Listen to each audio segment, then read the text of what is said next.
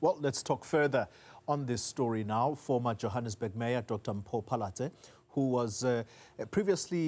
who raised red flags about Gwamanda's business dealings. She joins me in studio tonight. Dr. Phalatse, good evening to you, and thank you for your time. You championed this particular matter. On the news of his arrest, let's start there. How are you feeling? Well, firstly, good evening, Goli, and most importantly, good evening to the residents of Johannesburg. There's been justice served to some extent. The wheels of justice continue to turn. I believe the former mayor is out on bail, so we watch very closely the developments, but this is definitely a step in the right direction. Yeah. It's taken too long. I don't believe it should have taken this long. There's definitely some foul play. Firstly, there was compelling evidence. As you recall, the Financial Sector Conduct Authority said this entire operation was illegal, and that was last year already that their findings were made known. And I understand that the warrant of arrest was issued in May already. That's 5 months ago. This is somebody in public office. He couldn't have been hiding. You know, he was still mayor from May till August, from the time his warrant of arrest was issued. Why was he not arrested then? Why was he not arrested in August when he resigned as mayor? So that really begs the question, what else is happening behind the scenes? Let's take the viewers back memory lane. You received some kind of tip-off about this incident. Let's start there. Why did you take an active interest in this matter? So just to rewind a bit. So I was ousted as mayor in a motion of no confidence in January of last year. I was replaced by Kabelo Gwamanda, an Al-Jama councillor. Councillor Kabelo Gwamanda was not mayor immediately after my ousting. But subsequent to that, he was then announced as mayor, if you recall. And it was upon the news that he's now the mayor of Johannesburg that some of the victims became aware of where he is and what he's actually been doing. And one of them recorded a voice note. It was circulating in the community of Protea, where the scheme was prevalent. One of our activists in the area, who happens to also be a former councillor of the DA, made me aware of this. I was then DA caucus leader, and we were effectively the main opposition in council, and I then took it up. So we called upon as many of the victims to come forward as possible. We met at this activist's home, and I asked them to bring the relevant documentation, and I actually took them to the police station to open a case. Yeah.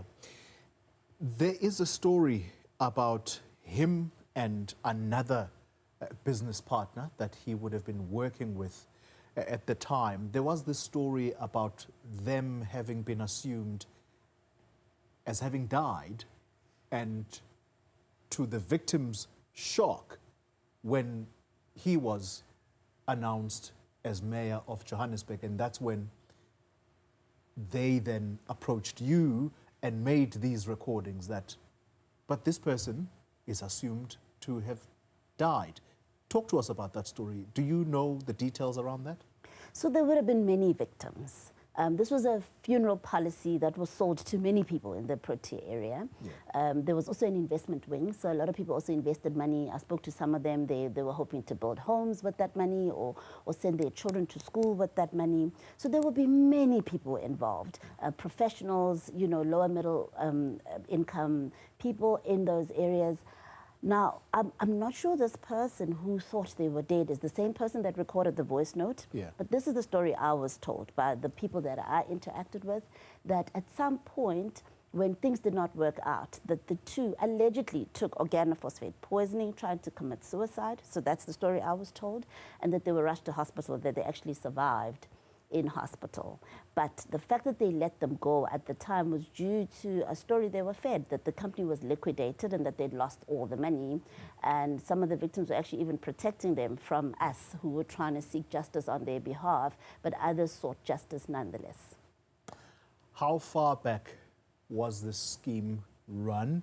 And are you aware of just how much money is the community alleged to have lost to the scheme?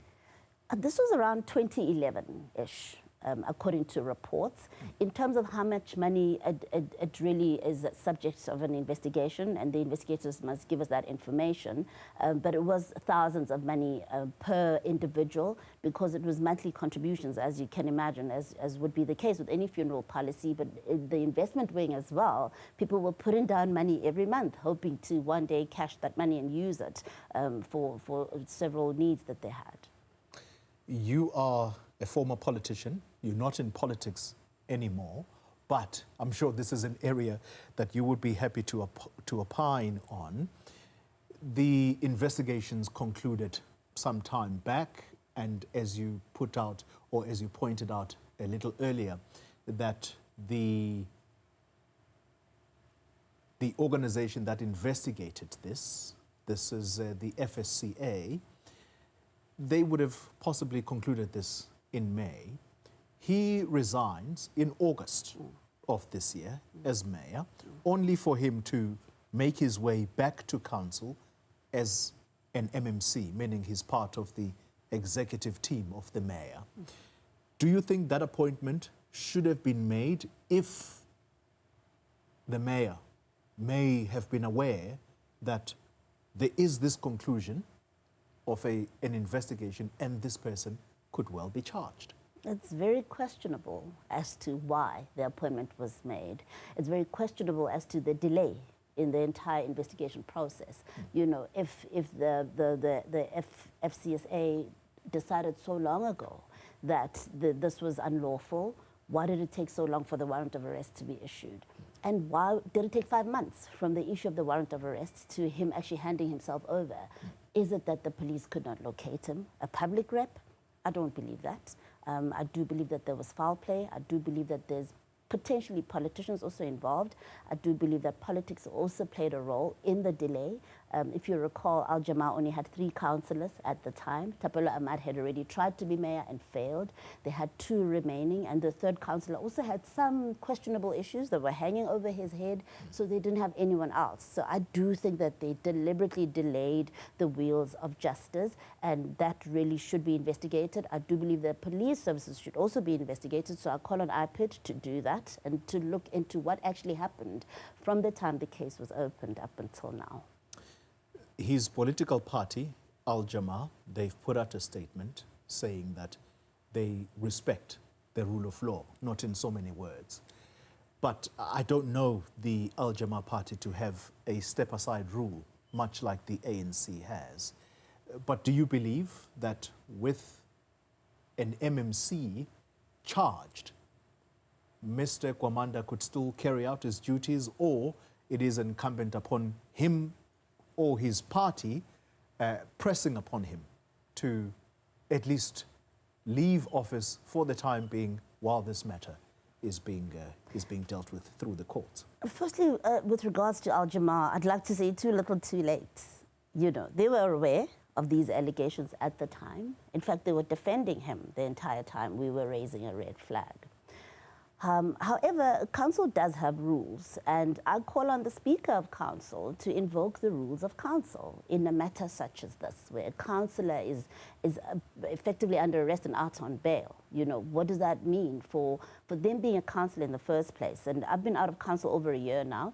I do hope that you'll speak to people inside council who can shed some light on exactly what the recourse is for residents of Johannesburg. You cannot have somebody that's under arrest, out on bail, overseeing even a budget of a small department such as community development. It's still a huge budget. There's still grounds or scope for fraudulent activities in that portfolio. I don't think it makes sense for them to proceed. I don't think they should be a councillor at all. In fact, Gwamanda should do the honourable thing and resign as a councillor. The Democratic Alliance, they're going to be speaking to me next, and they have sort of celebrated this as a victory, given that it was raised at the time by yourself and you were a member of the DA. But Mr. Herman Mashaba of Action SA says the DA are the last people to celebrate here because they effectively are the ones who gave Kabelo Gwamanda to the residents of Johannesburg. Do you support his view? I think there's a bit of confusion as to the chronology of events. Kabelo Gwamanda did not succeed me as mayor of Johannesburg. I was succeeded by Thapelo Ahmad. Kabelo Gwamanda succeeded Thapelo Ahmad. So I was already out of the picture by the time he became mayor. Yes, I was still in council as a caucus leader for the Democratic Alliance, but I was not succeeded by Kabelo Gwamanda. So I do think that Herman Mashaba needs to go back and just jog his memory a bit as to exactly what happened and how it happened.